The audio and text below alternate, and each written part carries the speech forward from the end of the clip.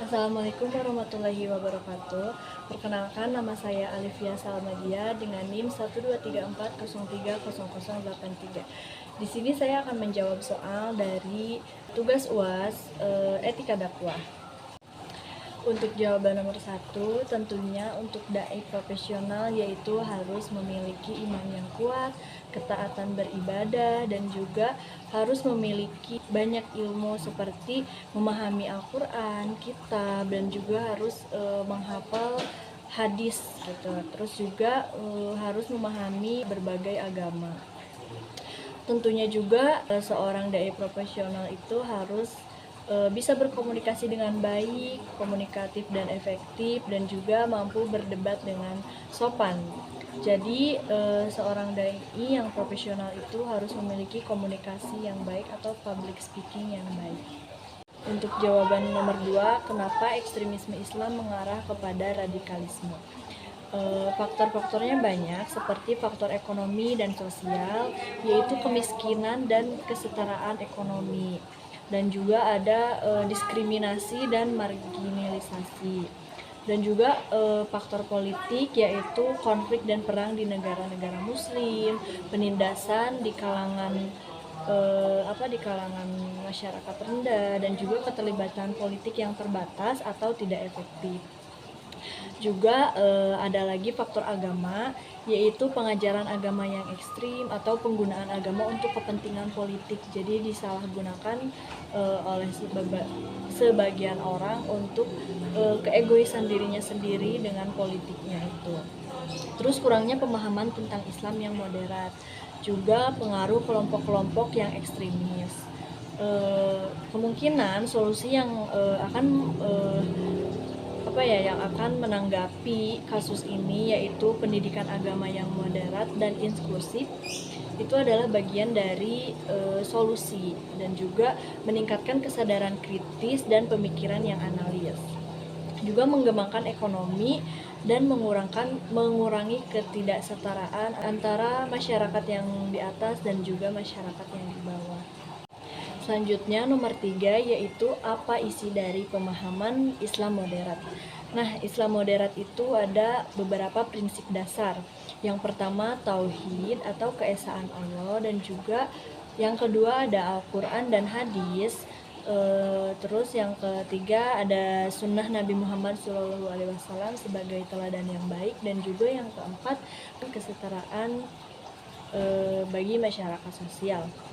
Juga ada nilai-nilai dari pemahaman Islam moderat, yaitu toleransi, keadilan, kebijaksanaan dan kesabaran, kasih sayang, kejujuran, juga saling menghormati antara manusia, hak-hak manusia, juga menghargai ilmu pengetahuan dan inovasi.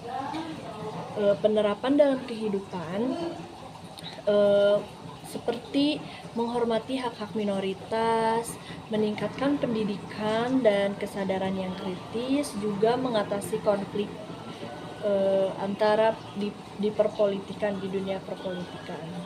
Ada juga tokoh dan gerakan dalam Islam moderat, yaitu Imam Abu Hanifah, yaitu pendiri mazhab Hanafi. Selanjutnya ada Imam Al-Ghazali, ada Ibnu Rusdi, ada Muhammad Abduh, yaitu tokoh reformasi Islam, dan ada juga gerakan Muhammadiyah dan Nahdlatul Ulama.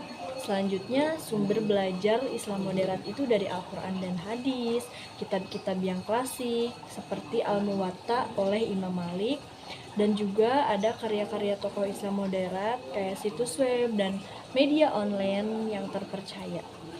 Dan juga ada manfaat dari Islam moderat itu tersendiri, yaitu meningkatkan kesadaran dan pemahaman Islam, mengurangi ekstremisme dan radikalisme, meningkatkan toleransi dan keharmonisan, juga mengembangkan masyarakat yang beradab.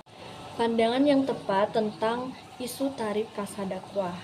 Menurut aspek etika, dakwah tidak boleh dijadikan sumber sebagai penghasilan, dan juga kasa dakwah harus digunakan untuk kepentingan umum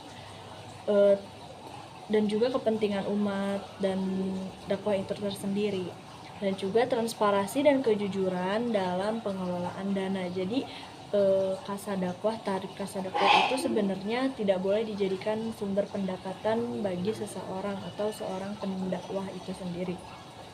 Dan juga ada dari aspek sosial, tarif kasadakwah tidak boleh membebani jamaah.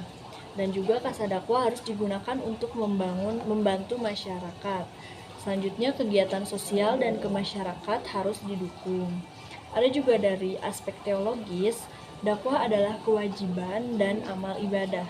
Terus dakwah ada konsep jadi kayak bayar untuk dakwah Islam.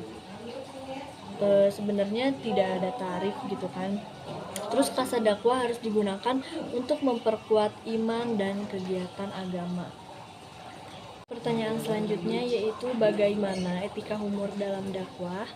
Yang pertama, dakwah tidak boleh menyinggung atau merendahkan agama lain. Selanjutnya, tidak menggunakan humor untuk menyerang atau merendahkan individu. Juga harus menghindari humor yang bersifat cabul dan juga vulgar dan tidak pantas untuk dibercandakan gitu. Selanjutnya, menggunakan humor yang sesuai dengan konteks dari audiens dan juga tidak mengorbankan kebenaran agama untuk humor tersebut. Nah, kriteria humor yang tepat itu seperti humor yang mendidik, yang membuka wawasan para audiens, juga humor yang relevan dari topik dakwah, dan humor yang tidak melanggar nilai-nilai agama.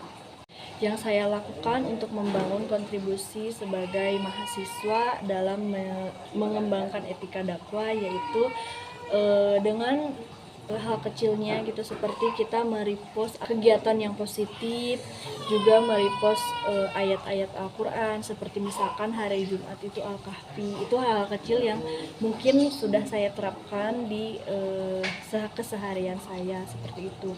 Dan juga mungkin untuk membuat dakwah digital saya belum bisa, jadi saya sering merepost seperti ceramahnya Ustadz Hanan Ataki dan juga ustadz-ustadz lainnya yang menginspiratif dan juga sangat relate gitu sama kehidupan mahasiswa sekarang. Baik, itulah yang bisa saya sampaikan. Mohon maaf bila banyak kesalahan. Wassalamualaikum warahmatullahi wabarakatuh.